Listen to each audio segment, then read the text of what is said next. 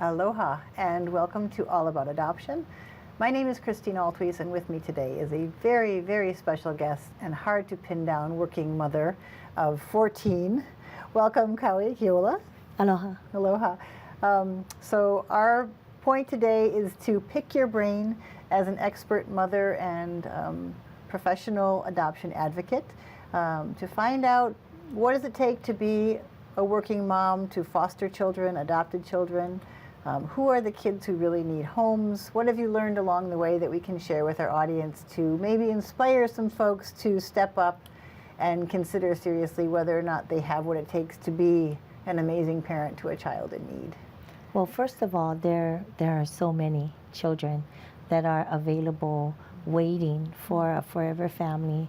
You know, just here in Hawaii, without people having to go look elsewhere. There are many of them here in our backyard that are looking for someone to love them and guide them and give them a safe home forever, for the rest of their life, not just till they're 18. And so that's what we'd like to focus on, is getting our children here taken care of locally. Right, so they don't get sent off to the mainland. That would not be what we want. Right. Keep them home where they feel comfortable in their culture, with sometimes family members still here, just not able to offer them what they're looking for, but they can still have contact with them. Right. And I want to touch on that. Let's just contextualize it for a minute. So what we're talking about is there are organizations such as Hawaii International Child and others who are actively looking for parents who are willing to step up and consider taking in a child with the hope of eventual permanent adoption placement. And the children that we're especially concerned about, at least in today's episode here, are the older kids, the kids who are aging out, the kids who may have had many foster families here in Hawaii over the course of their short lives. So you are a foster mom and an adoptive mom and have been doing this for many years. Correct. About 18 years we've been doing it, and I never did really keep count until maybe the last 5 or 6 years. We've had about 60 children come through in the last 5 or 6 years. In 2014, we had 5 of them, which turned into 6 and then 7, and so we've adopted all 7 of them. So at this point, I have 3 biological children that are adults at this time, 10 adopted children, and 1 current foster child. Okay. Wow. And you have 14 at home. I have 13 at home, which is still a big, 13 is a big number. Okay, so you have 13 at home. We mentioned just a minute ago that for the prospective families, I think it's an important thing to consider that when you look at one of these foster placements, hopefully permanent adoption placements, it's really important to remember the child comes with a pre-existing history and often a complicated family story that has to be honored and included in whatever you're doing. So we're not looking at adopting children in isolation. We're looking at adopting children with the awareness that they have families here often who may need to be involved in some way. Can you explain what that looks like? Well, just using as an example, the last 7 that I adopted, we initially got 3 older sisters and a newborn and a little boy. But they were a blended family already. It was 2 biological children with the 3 girls that she had adopted. And it just ended up that they weren't able to be reunited. And in the meantime, Mom had another baby. And then we found out that the 3 girls had a biological brother that was still in foster care. So we brought him over also into our home and adopted all 7. And there's actually still 1 more sister, a biological sister, that's still in foster care. And she's coming to do a weekend visit with us. So we're kind of full at our home, so I'm not able to offer her anything permanent right now, but we do keep in touch with her. For sure, she comes over at least once a month and does a weekend with us. When we have special events, she joins us. So she's part of the family without being in the household at this time until we can maybe build some more bedrooms. Right. Oh, it's got to be tough to know that she's out there, but she can't become, but you have your limits and you owe the children that you currently have your full time and energy and resource. Is that is that a normal scenario? Would you say that's not an unusual scenario that you just described, with that kind of a family being a typical profile of kids who might need consideration? Maybe not typical, but it's definitely not a rare, occasion where some of the children, the families, when they come into foster care, there's multiple children. So there's a lot of siblings, and it's difficult for them to be placed in one home, to find one family that's ready to take in 4, 5, 6 foster children. So they usually get separated. But we really want to try and keep them together in general, right? And that's how I was able to keep all of them together, was because we were willing to take the siblings together and make adjustments to our home. So what used to be our family room is now been changed into 2 bedrooms because we need more space. Okay. So you obviously give up a lot when you take this sort of thing on as a lifestyle. Well, you make changes. I wouldn't necessarily say sacrifices, but you make changes. But what you get back in return from the children is immeasurable. You can't beat it. There's no words to describe what they bring to us. And living in tight quarters with, not enough bathrooms, and driving around a big bus, that's just part of having the family that big, so many more people to love. And that's the good part of it. That's the reward for us, which is greater than the changes that are required. Yeah, it takes a certain kind of person, but like you said, if you are that kind of person, you kind of don't have an option. That's what you're put here to do. That's your passion. That's what you feel called to do. And we were talking before we started shooting about, you have a crazy schedule. You get up at 4 in the morning, you get home at 9 at night, you do a million runs throughout the day with kids who need to go here and there. But you look incredibly young and healthy and happy. Thank you. So there's something that's happening that's feeding your soul and feeding you in a way that's... Oh, I believe it's the children. They are my joy. Many people may think I'm crazy, but the joy you get from them, even if you've had a hard day at work, if I've had a hard day at school, and I come home, and as soon as you see the little babies coming, and Mom, you're home, that wipes away all the bad stuff and puts a smile on you, and I just carry it with me, throughout the day. So there's no reason to have a bad day. We have bad moments maybe in the day, never bad days. Well, certainly when you look at the kids and you know what they've come from and you know what hardship they've endured before they got to you, that's enough to sort of slap any self-pity right out of you, right? Correct. They've been through so much more than I would ever wish on anyone, to have to experience before they come into care. And just the ability to give them something more positive and stable. You see the joy in their face and their happiness in having that too. Yeah. So let's talk, for those who are watching who might think this is something they could consider doing. The positives are, the love, the child energy, all this great, this great inspiration we get from being around children, the self-learning that goes on for us, the sense that we're doing something meaningful with our lives and that we're really making a difference. That's all the good stuff. Correct. Let's talk a little bit about the more challenging stuff so that folks watching can have a real well-rounded view of what might be part of this if they're considering it. Can you give us some examples of some of the challenges or what sorts of personal qualities you think are best suited for taking on this kind of parenting? Okay, well, there's, it's not a bed of roses. There's definitely some bumps in the road. My 10 adopted children are all drug-exposed babies. So they have challenges, they have delays, behavior problems, but there's different organizations and therapists out there that help us through it. And for me, it's all about learning.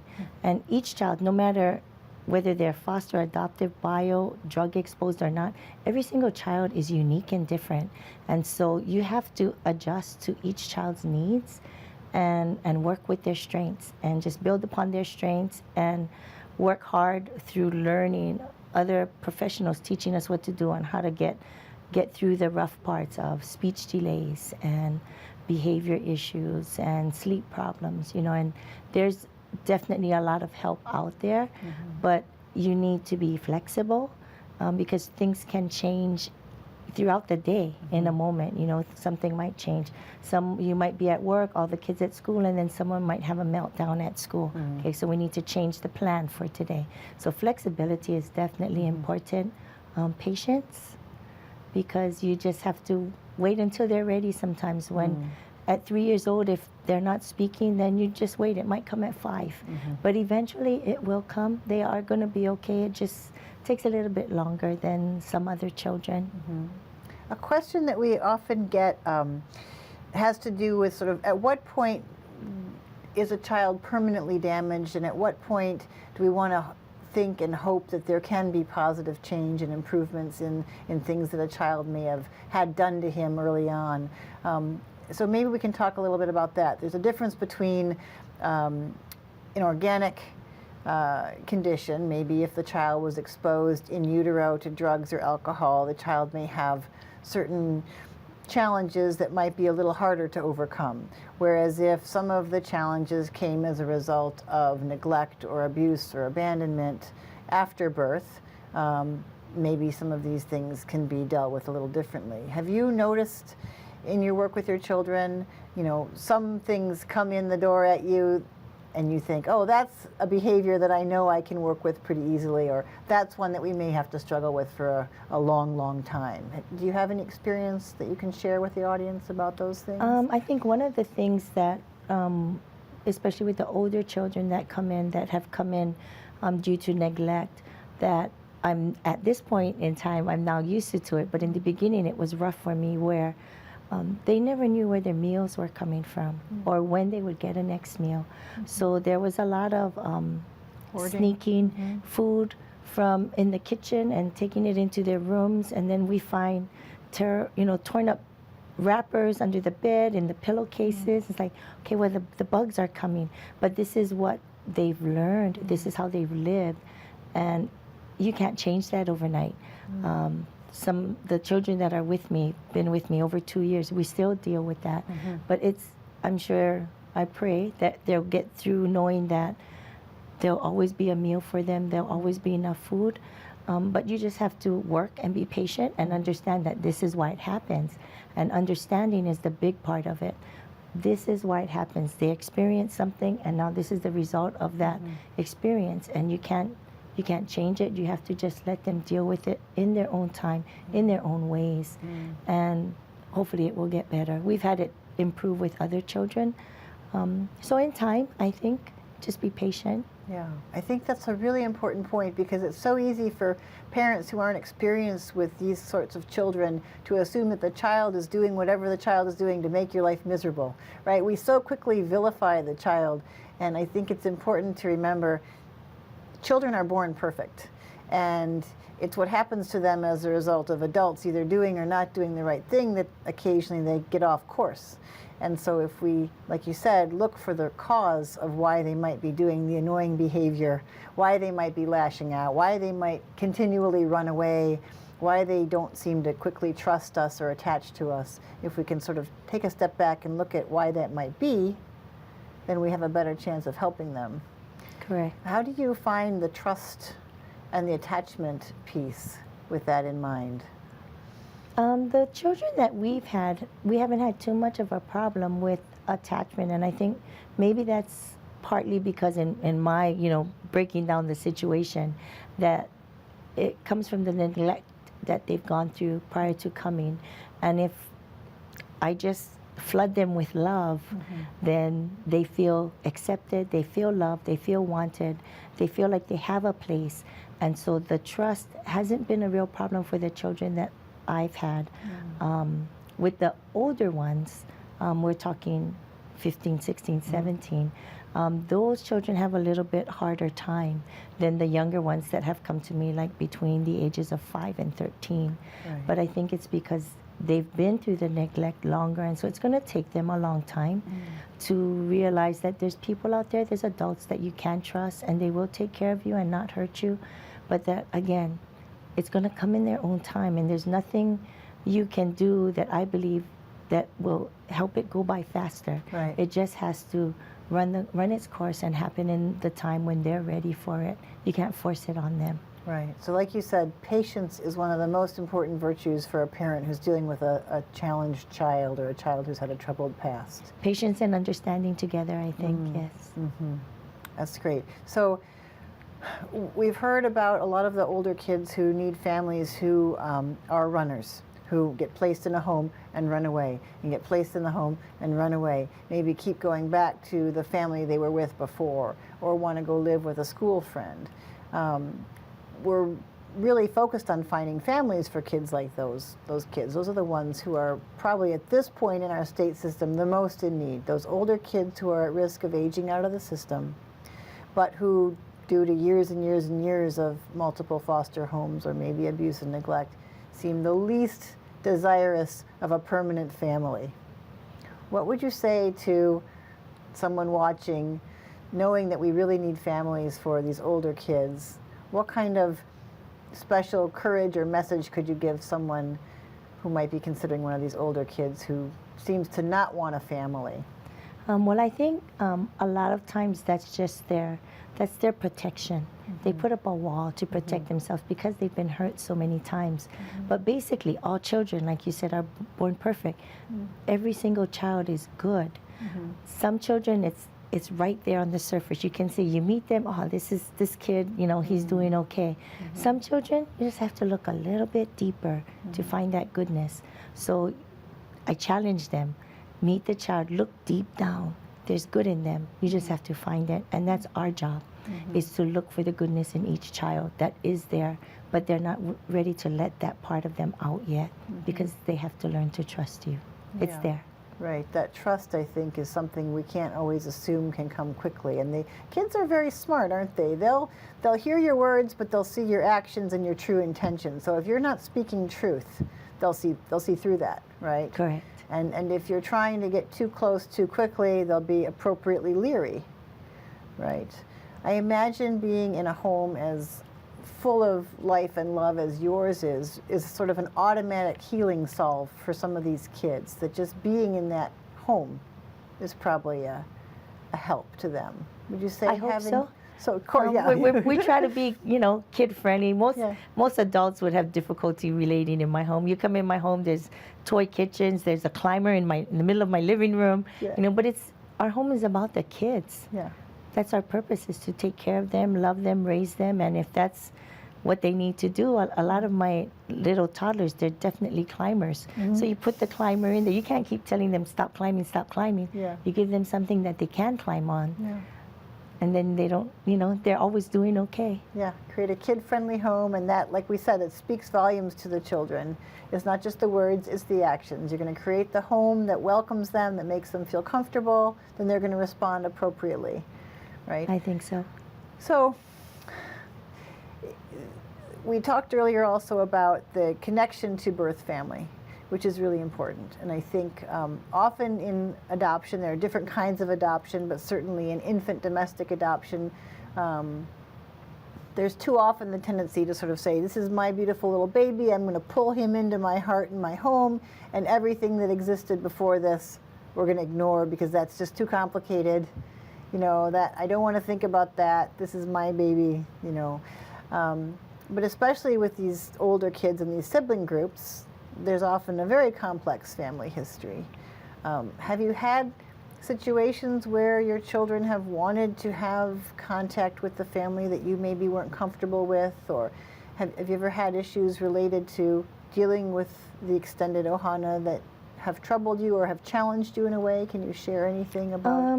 Not a lot of trouble. The last group that we adopted, again, I said there's still the sister, so we definitely keep in touch with her. We're all about family. Even though we're their adopted family and they know we're going to love them forever, you still have something in the background, where you came from. And our son is now 13. He was our first one that we adopted. Unplanned. We just fostered him as an infant and decided that we were going to adopt him. And after we did our adoption, I was able to locate 2 older siblings. And so in 2012, I took him to meet them, and we got to spend, they're currently in North Carolina. And so we went to go visit them. He met them for the first time. we all 17 of us went last in 2015 to try and introduce him to the family, but unfortunately their family had split up, so we didn't see them. But this June, his sister's graduating. Thank you to Facebook, I'm able to keep in touch with his Isn't that siblings, amazing? Wow. and we will be attending her graduation in June of this year. So he enjoys keeping in touch with them.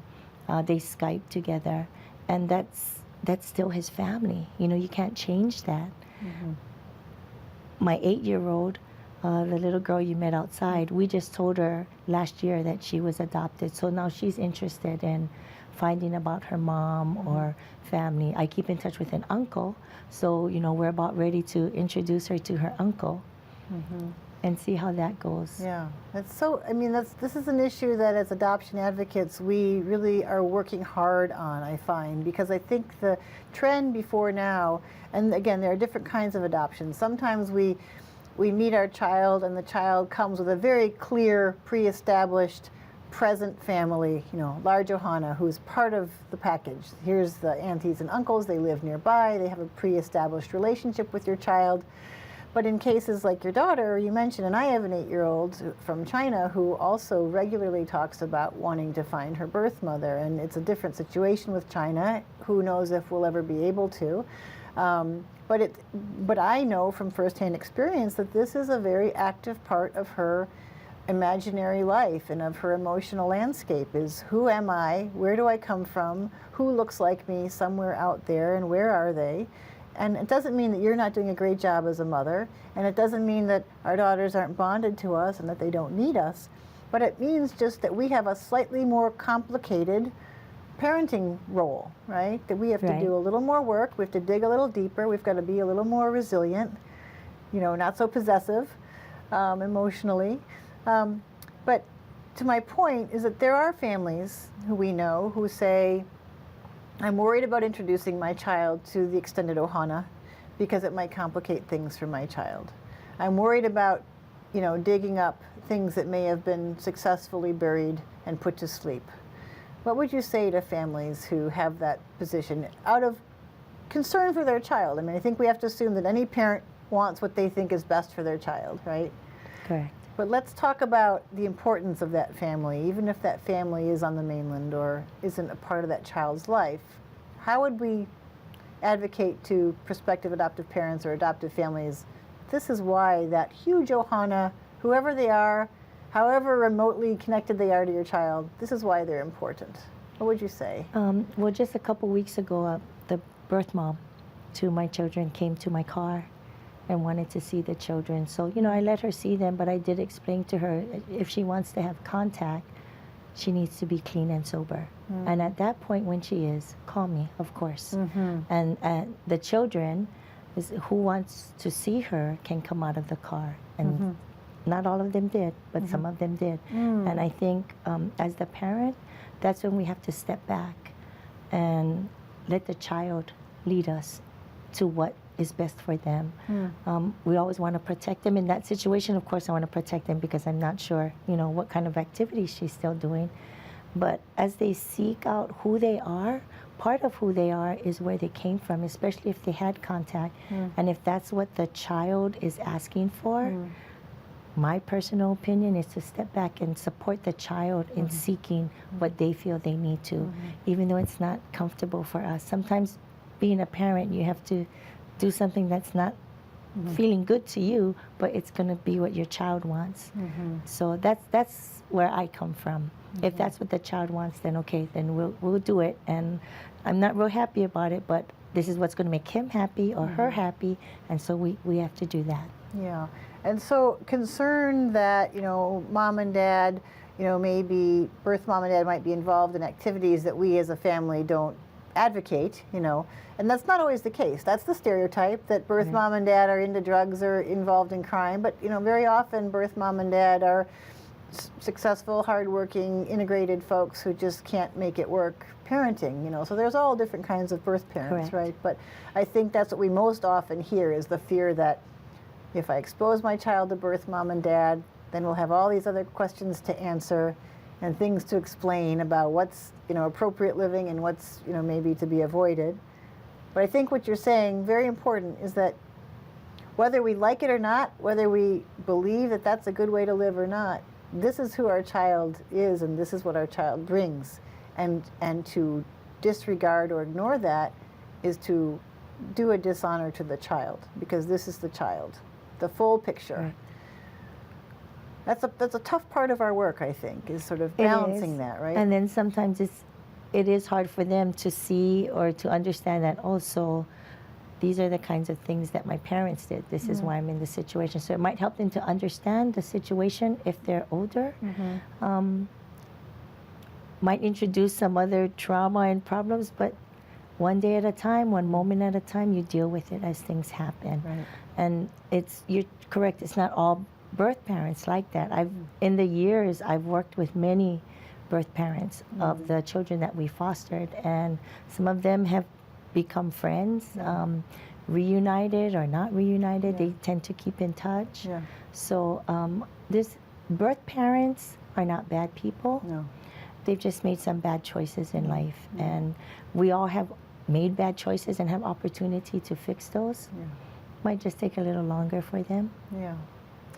Well, I wish we had more time. We're almost out of time. So on that note, I'm really glad you were here today, and I hope that hearing your story and just seeing how happy and gorgeous and youthful you look inspires more people to maybe step up and consider whether or not they can take on this really important work. So thank you. Thank and you I for do. being here. If anyone has questions, feel free to contact me. I'll share with you. Okay, great. And they can reach you through us, and our information will be on the website. So thank you so much, Cowie. Thank you.